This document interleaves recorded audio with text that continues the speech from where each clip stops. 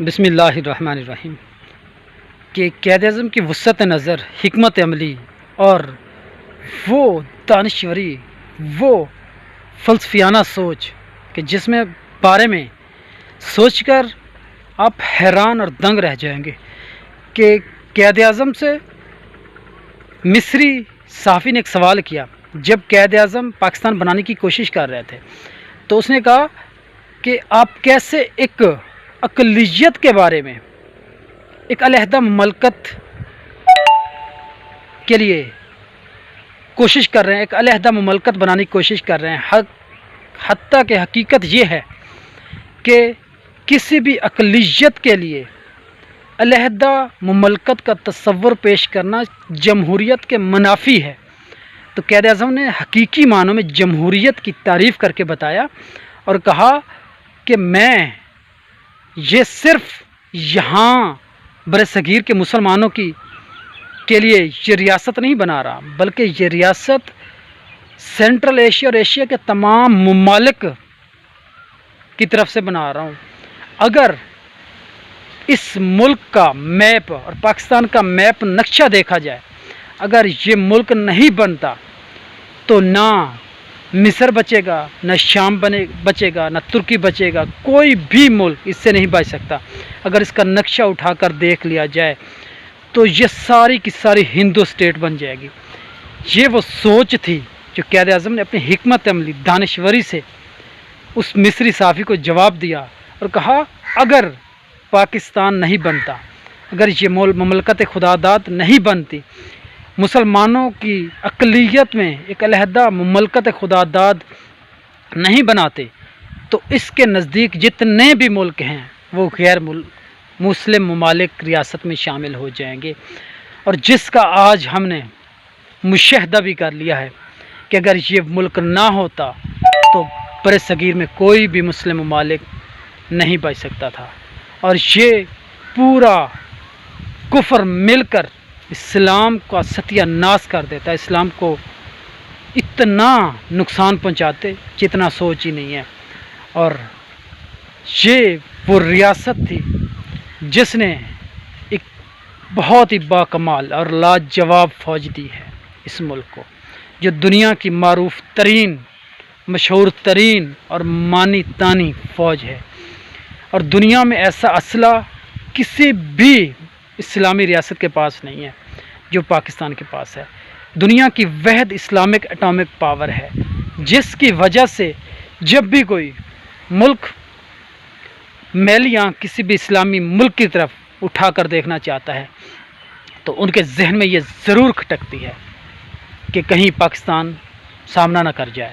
کہیں پاکستان کا ایٹمی ہتھیار نہ چل جائے۔ جس دن پاکستان کا ایٹمی ہتھیار بنا تھا اس دن ساری امت مسلمہ نے جوش سے کہا تھا، اس کا بچہ یہ کہہ رہا تھا کہ نو وی آر اٹامک پاور، کہ ہم بھی آج سے اٹامک پاور ہے، ہم بھی ایٹمی پاور ہے۔ اور یہ دنیا کے تمام اسلامی ممالک میں یہ جذبہ تھا، اور پاکستان نے وہ کر کے دکھایا۔ جہاں پہ بھی اسلام کو ضرورت پڑی، اسلام کو اس آٹم بم کی ضرورت پڑی، فوج کی ضرورت پڑی، پاکستان نے ڈائریکٹلی انڈائریکٹلی، چاہے ظاہر ہو کر یا خفیہ انداز میں، اسلام کے لیے لڑے ہیں، اسلام کی حقیقت کے لیے لڑے ہیں۔ قائد اعظم نے کیا خوب کہا تھا کہ اگر میں یہ ملک نہ بناؤں تو تمام کے تمام ہندو اسٹیٹ بن جائے گے۔ اور قائد اعظم نے ایک اور بھی بہت کمال کی بات کی تھی کہ یہ میں ملک جو اسلام کے نام پہ لے رہا ہوں، یہ ملک ایک لیبارٹری کے طور پہ بنا کے جا رہا ہوں، اور یہ لیبارٹری ایک دن اتنی وسیع ہو جائے گی کہ عالم اسلام پر اس کی دھاک بیٹھے گی، اور عالم اسلام کے لیے یہ مثالی نمونہ پیش ہوگا۔ تو آج وہی دور ہے کہ یہ عالم اسلام کا گہوارہ بنا ہوا ہے، عالم اسلام کا ایک عظیم قلعہ بنا ہوا ہے جس نے عالم اسلام کو پناہ دی ہوئی ہے، عالم اسلام کے لیے ایک تلوار بن کر کھڑے ہوئے ہیں۔ تو یہ تھی قائد اعظم کی وہ حسین اور خوبصورت سوچ، قائد اعظم کی وہ حکمت عملی، وہ دانشوری جس نے آئندہ آنے والے 100 سال کے بارے میں سوچ کر کہا تھا، آئندہ آنے والے لاہ عمل کے بارے میں سوچ کر ملک اور ملت کے لیے یہ فیصلے کیے اور پاکستان بنانے میں انتھک محنت اور کاوش کی تھی. آج یہ نہ ہوتا تو خدا کی قسم ہم تو پس گئے ہوتے. ہماری وجہ سے، اگر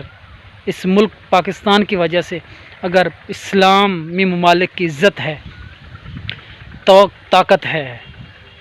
اور خاص طور پہ ہندوستان کے مسلمانوں کی کچھ عزت باقی رہی ہے، تو وہ پاکستان کے اس جذبے کی وجہ سے، اس جوش کی وجہ سے ہے، پاکستان کے اس ڈر کی وجہ سے ہے، جس کی وجہ سے کوئی بھی غیر مسلم آنکھ اٹھا کر نہیں دیکھ سکتا. یہی ہوتا ہے لیڈر کی نشانی، کہ لیڈر آنے والے 100 سالوں کے بارے میں سوچتا ہے. یہ لیڈر کی نشانی ہوتی ہے. اور جو ویسے ہوتے ہیں تلویں چاٹنے والے، بوٹ پالش کرنے والے، ان کا کیا ہے؟ انہیں تو ملک کو لوٹنا اور چلے جانا ہے. اور ہمارے ملک میں اتنے ہی غدار پیدا ہو چکے ہیں، جتنا ترک سیریزوں میں ہم نے اتنا نہیں دیکھا. اتنے غدار ہمارے ملک میں پیدا ہو چکے ہیں، اور انہوں نے ہر طرح کی غداری کے نت نئے فارمولے پیش کر کے ملک کو لوٹا ہے، ملک کو نقصان پہنچایا، اسلام کو نقصان پہنچایا ہے. طرح ہمیں کوشش کرنی چاہیے کہ ایک اچھے راستے پہ لگیں، ایک اچھے لیڈر جو ہمیں اللہ تعالیٰ نے پھر ایک نصیب کیا ہے، جو خالص ہے، ایماندار ہے، جس نے آج تک کوئی بے ایمانی نہیں کی، نیت اچھی ہے، دل صدق ہے اس کے سبب، امت کے بارے میں اس کے دل میں نرمی ہے، درد ہے، پاکستانیوں کے بارے میں اس کے بارے میں درد ہے. وہ عمران خان ہے، ہمیں ساتھ دینا چاہیے. اور اس نے یہ واضح کر دیا ہے کہ وہ ایک حقیقی لیڈر ہے اور پاکستان کی تقدیر بدلنے کی ہمت رکھتا ہے، جوش رکھتا ہے، جذبہ رکھتا ہے. اس لیے ہم ان کا ساتھ دینا چاہیے. وآخر دعوانا الحمدللہ.